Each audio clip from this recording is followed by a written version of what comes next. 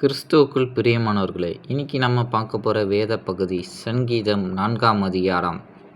என் நீதியின் தேவனே, நான் கூப்பிடுகையில் எனக்கு செவிகொடும்.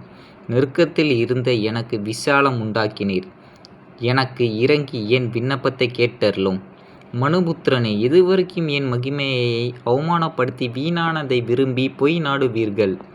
புத்தியுள்ளவனை கர்த்தர் தமக்காகத் தெரிந்து கொண்டார் என்று அறியுங்கள்.